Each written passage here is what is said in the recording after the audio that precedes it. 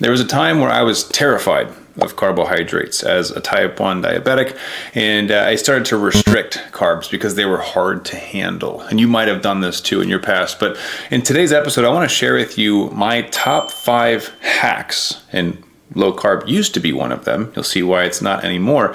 But I also want to tell you why most people fail using these hacks. Now, if you don't know who I am, my name is Matt Vandevecht. I am a certified master fitness trainer and nutritionist. I live with type 1 diabetes. That's my insulin pump beeping. And today I want to share with you these 5 hacks that I use, but honestly, to give you a note of caution as well, something I had to learn the hard way. And if you don't watch out, it might be something you have to learn the hard way from as well. Now, in today's episode, I am going to share with you a bit of a story where I broke my neck. Not literally, thankfully, but pretty close. And I actually had to get some x-rays and was very nervous about that. So what ended up happening might shock you. I promise you it's getting better, but understand this is part of the journey. And if we make mistakes, which most of us do, it's important that we learn lessons from those mistakes. And today I hope to share with you this lesson in hopes that you don't have to learn it the hard way like I did. So initially when I was diagnosed with type 1 diabetes, and it's been over 15 years now, I tried all the hacks, right? And probably like you, I Googled all this stuff, looking for advice, looking for help, because my doctor wasn't super helpful, unfortunately. And I've heard that's pretty common occurrence with type 1 at least. But those hacks that I found early on was like, hey, go for walks after meals, have apple cider vinegar before your meal. You can try different supplements like berberine or magnesium or vitamin D3. And while those are helpful, they are Band-Aid fixes, right? And quick fixes are never going to be as good as a system. So I tried them. They kind of worked. I kind of saw success, but I was always left wondering if there was better. And that was the challenge thing for me that I had to suffer with, right? Where it's like, okay, I guess this is just how diabetes is, which didn't help that I was often told by my endo, yep, that's just how diabetes is sometimes, anytime I asked for help. Now, I do want to dive straight into the quick fixes in case that's all you're here for, but I promise you, if you stick around to the end, you'll see why these are not necessarily the solution. It gets better. But number 1 is going to be walking 10 to 20 minutes after every meal.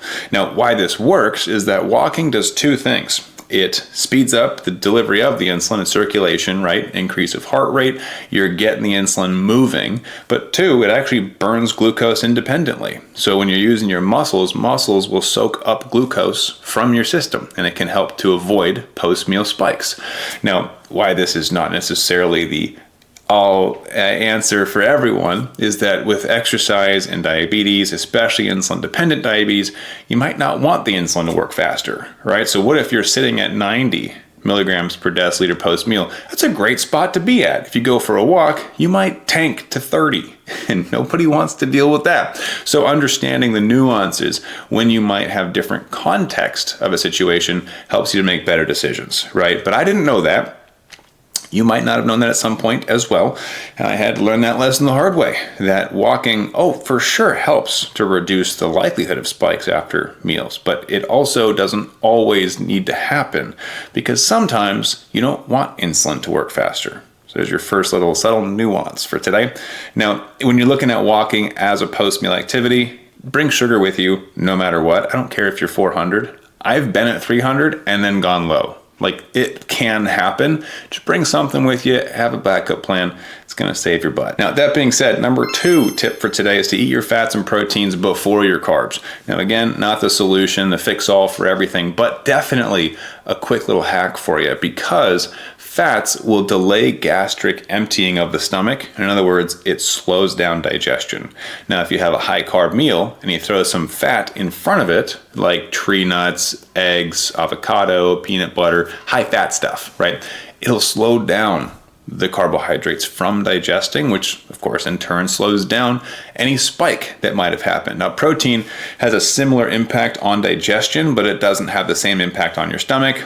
All you need to know right now is that fats, proteins, and fiber, technically, will slow down the spikes from carbs. Now, that doesn't mean you're out of the danger zone automatically. It just means that you're delaying the inevitable, right? So if you've delayed the spike, great, it didn't happen yet. it's gonna happen eventually. So you still have to consider the impact that that food is gonna have on blood sugars. It's just slowed down a little bit, which does kind of make it more manageable. But where this gets people into trouble is they think when there's no spike initially that they're in the clear. And that could not be further from the truth. So don't take your eyes off of your CGM if you're wearing one just yet. Keep an eye on it for the next couple of hours, depending on how much fat and how much protein you've had, because I've actually seen high fat, high protein meals impact blood sugars 3, 4, 5 hours later, which is so frustrating. But keep an eye out for it. Again, context here matters. Are you insulin resistant that day or more sensitive that day? What kind of meal did you have before that? Was this a snack? Was it a full meal, right? A lot of these things come into play. If I'm going for a walk afterwards, like from tip 1, the walk's going to speed up the insulin. But if insulin's moving faster and fat makes the carbs move slower, that means I might be double arrows down in the next 10 minutes. So just be aware of these things. Be safe. This isn't medical advice. You know that. But just take all these things into consideration. Now, tip number 3 is you want to swap high GI foods for low GI foods. GI can mean a few things. Gastrointestinal, like your GI tract, right? Your digestive system. But in this case, I'm actually talking about glycemic index. So the likelihood of this food causing a spike. An example of a swap might be instead of white rice, you go for brown rice or lentils, right? So it's the same carb count, but it's less likely to spike your blood sugars. Now this one, I actually do really like as more of a long-term fix. It's not the fix again, right? There are still some considerations we might have in this. One is sensitivities to fiber. Okay, I can tell you from personal experience, unfortunately, that if you go from 5 grams a day of fiber to 30 or 40 grams a day of fiber, you will have a rough time. Okay, your family also might have a rough time, if you know what I mean. So when considering increases of fiber, you give your system a chance to warm up to it. I wouldn't just switch everything. As with most things, slow incremental progress is going to be better for you and also better for sustainability with this as a strategy. But swapping out the higher GI or higher glycemic index foods with lower glycemic, I want you to think of a blanket statement of just looking for foods that have more fiber. Okay, or if you want to get fancy about it, instead of simple carbs, you want complex carbs. This makes it more difficult for your body to break it down, which is actually a good thing. It's easier on blood sugars, meaning you're less likely to spike, but it's also easier on your system, also helps your gut microbiome. Number of great benefits here. This one I would actually rank as my favorite. Number 4, this is more for my fellow entrepreneurs and business owners, or really just high performers in general. Skip breakfast. Now, I don't mean that you should skip breakfast, but this is a strategy that I used because it allows for you to have a bit more focus time early in the morning without having to worry about the what ifs of blood sugars. You know, did I dose all my insulin properly? Did I count my carbs properly? Was the pre-bolus enough? So it gives you that peace of mind when there's no added variable to where you can just lock into work and not have to worry about massive glucose excursions or big blood sugar spikes, right?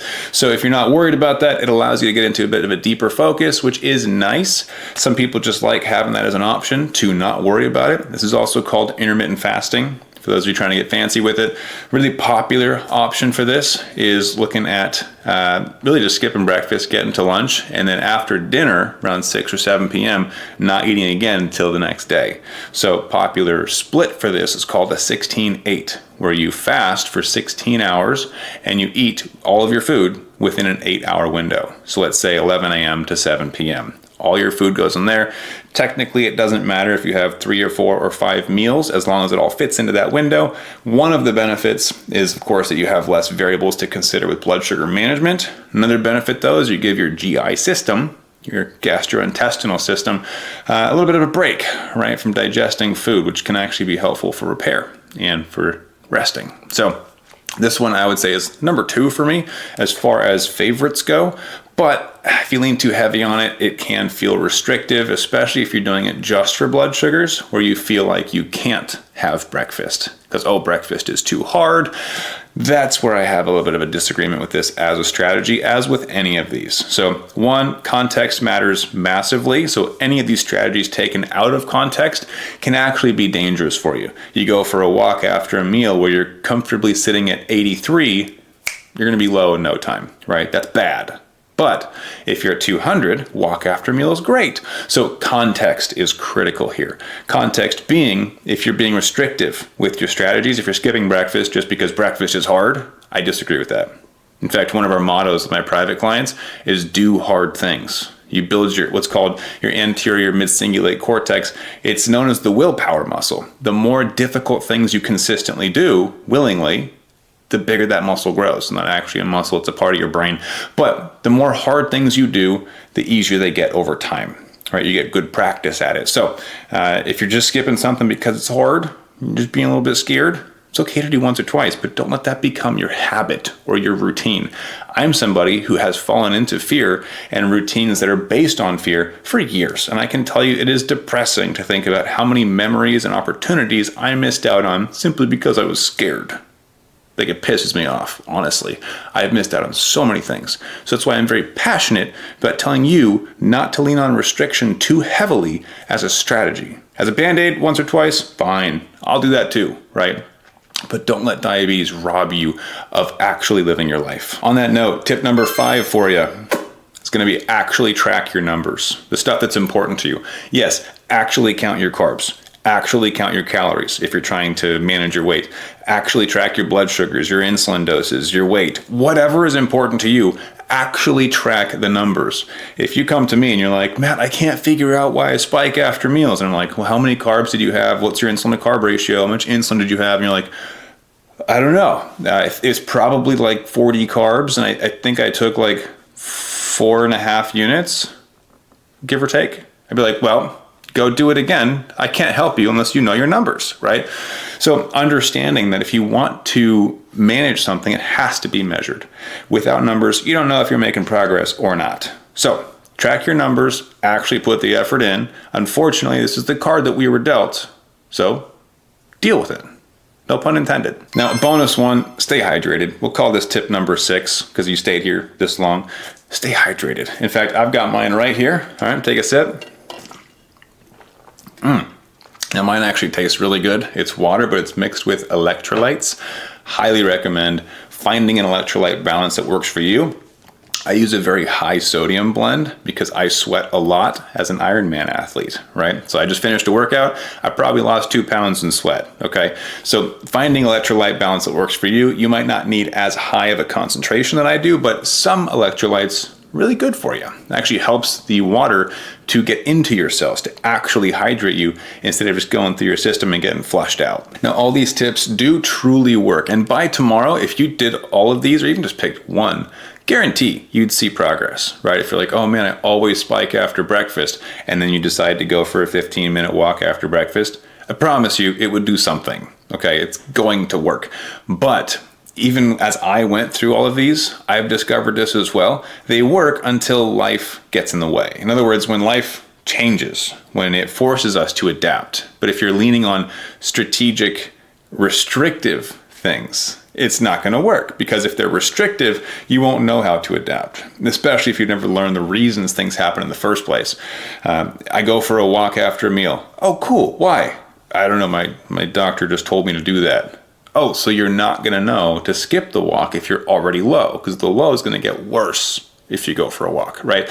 So having that context is going to be critical. Now, I mentioned earlier in this video that I had broken my neck, kind of, sort of. I was being dramatic a little bit, but I was stacking hacks on top of hacks in my own life recently. Now, diabetes, I have a system built out. Blood sugars cooperate. Everything's mostly great. I do still have rough days. I want to make sure that's abundantly clear. There are still days where I'm like, ugh, what the heck just happened, right? But for the most part, I've been able to maintain above 90% time in range for over 5.5 years straight, like week after week after week after week and on, while training for an Ironman, while raising a family, running a business, living my life. But when it comes to my training, I thought I was the exception, as many of you do with your diabetes, where it's like, if I just follow the rules of diabetes, I can sneak by, get under the radar. And so with my training, I finished an Ironman a few months ago, and then a couple weeks ago, finished a 100-mile race on my bike. And like 2 weeks ago, I texted my coach and I was like, hey, there's a marathon in 4 weeks. Do you think I can train for a marathon in 4 weeks. And he was like, we'll see how it goes and adjust as needed. In other words, he was like, as long as you don't get hurt, yeah, but I don't know. And so I was like, cool, let's go. I signed up for it. And I was going from bare bones training, right? I had been cycling, but not running. And I started running, getting my training going. And about 4.5 miles into every single run that I would do, my left foot would start to go a little tingly, a little numb. Of course, my first thought was like, diabetes? Like neuropathy? What's going on here? And it just kept getting a little bit worse each time. And so I was like, that's weird. I'm going to go get some new shoes, right? Any of my runners or triathletes in the viewing section, if you're watching this, you're like, yep, new gear for sure solves problems. That's why you can see 3 bikes behind me of my 5. But no, I went and got new shoes, and the running store was like, yeah, maybe it's new shoes. And I'm like, I should have known. They're just trying to sell me a pair of shoes, right? So I got the new shoes, went out. It felt better until it didn't. The next run, pain came back. Foot is completely numb now when I go running. And I was like, you know what? Maybe I can get some arch support and that'll fix it. So I'm trying to do like little band-aid fixes, right? Instead of getting to the root cause, which is there's a nerve impingement somewhere. There's some issue because the entire foot is going numb now and I should listen to that. But I was too stubborn. And I thought, you know what? I am a firm believer in taking full advantage of Parkinson's law. Now, if you don't know what Parkinson's law is, it is that a task will expand to the time allotted for that task. In other words, if you have 2 months to write a paper for school, it's going to take you 2 months of effort and you're going to finish it on the last night. If you have 2 days to write that same paper, you'll figure out how to get it done in 2 days, right? So I flip that for myself and I'm like, if I only give myself 4 weeks to train for a marathon, I'll figure it out. And I do this with my business all the time where I'm like, I'm just going to like tell people I'm going to write a book and then it's going to happen. Like I'll figure it out. And I do. Now the issue with that is when you don't give yourself margin for error, errors tend to surface a bit faster and more difficult. So long story short, I went from 1 foot that was going numb to 2 feet that were going numb, and they were going numb faster and earlier in my runs. And what used to work to get them to come back and not be numb no longer worked. Now they'd be numb for the entire run. Then I hurt my neck. And you're like, oh, you stopped then, right? Nope. So I slept weird. Then I worked out the next day. I lifted heavy. I tweaked my neck pretty bad. And I thought, okay, I'm going to restrict. I'm going to pull back. I can't weight lift right now. So I'm just going to go for a run. So I went and ran a half marathon as part of my training. And I completed it in under 2 hours, which I was like, hey, that's pretty good. That's actually kind of a respectable time, right? And I'm on track for training. The next day I woke up, I could not move. Neck was completely locked into place. Actually couldn't move my neck up or down, left or right. I was stuck. An incredibly painful situation to be in. So what I ended up discovering is that you can only apply band-aid fixes for so long, right? When my feet started going numb, I was like, I can still run. I just can't feel the ground. I'll figure it out. Then my neck got hurt and I realized I just can't weight lift. I can still run. And I was slowly narrowing my quality of life, right? I can't until I can't anymore. And I had to cancel my race. So this is somewhat difficult for me to say on here, but the race that's supposed to be in a couple of days, I actually had to back out of. And now, because I took a step back and approached it as a systematic issue and not just a band-aid fix issue, I am now finally seeing some success with my neck. I haven't gone for a run yet. I can't. I actually went for a light jog down the street, and that hurt really, really, really bad. So understanding when you have to go into something approached with a systematic, sustainable plan versus quick fixes. See, quick fixes are always going to deliver results, but they're oftentimes not the sustainable results that you're looking for. Drinking more water, yeah, it's going to help with blood sugars, but it's not going to fix them. Right? Going for a walk after meals? Yeah, it'll probably help. Might create new problems though, if you don't know when to use it strategically. So, unfortunately, quick fixes that'll fix your blood sugars by tomorrow work, but not in the areas that you're hoping for. It's not going to deliver a system that yields peace of mind. It's not going to give you quality of life or time with family where you're not worried about blood sugars. Because they're so well controlled, it will deliver results, but oftentimes quick fixes are reactionary. And systemic plans allow us to be more predictive. Said differently, a hack is a reaction. A system is predictability. Hacks treat the symptoms. That's it. Where you're like, okay, what's the one problem? I'm going to fix that one thing. And we treat the surface level stuff, right? Oh man, I'm spiking after meals. I need to go for a walk to make sure it doesn't spike. Okay, yes, but now you're locked in to going for a walk after every meal. Oh, I got to swap my high GI carbs for low GI carbs. Can't have white rice, but I'm going to have lentils. Well, a couple days ago, my wife and I went out to celebrate our anniversary. We went to Chipotle because it's fun and we like it. Don't judge me. And this was our second anniversary date, by the way. We went to an actual restaurant before this and it was amazing. Actually, last week's podcast was about it. Got the appetizers, had a burger, 2 salads, had lava cake with ice cream. Went all out. It was fantastic. But second anniversary was like, let's go have a picnic at the bay, watch the sunset. We'll grab Chipotle on the way. All right. Chipotle was completely out of brown rice. So I had to go for white rice. Well, does that mean I just don't eat that day? Right? Because that's not low GI. Oh no. What am I going to do? See, the quick fixes, they treat the symptoms, but they don't give you flexibility. They don't give you freedom. Right? In fact, in my book, The Blood Sugar Freedom Formula, we talk exactly about that. The book covers many, many of these strategies where it's like, this will work tomorrow. Like it's going to fix things overnight.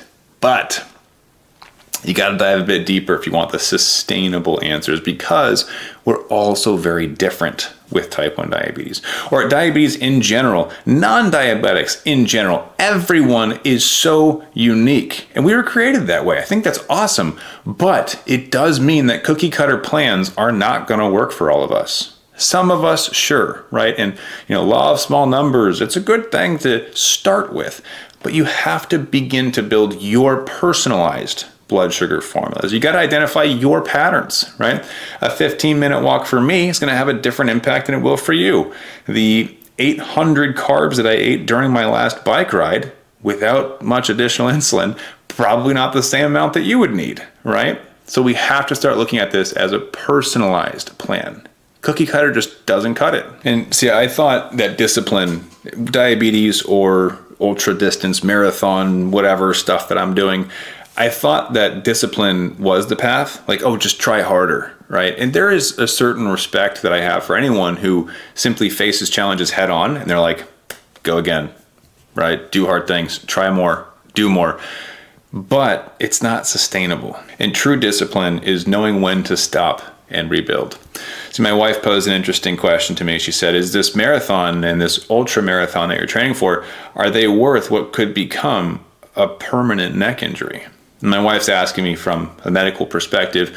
My wife is an occupational therapist. Both of my parents are physical therapists, and then all 3 of my sisters are nurses. So all of them are just like, what's the end goal, Matt? Is this like your one goal in life is to be an ultra marathoner and that you took 4 weeks to train for? Are you kidding me? And 8 weeks for the ultra, 4 weeks for the marathon.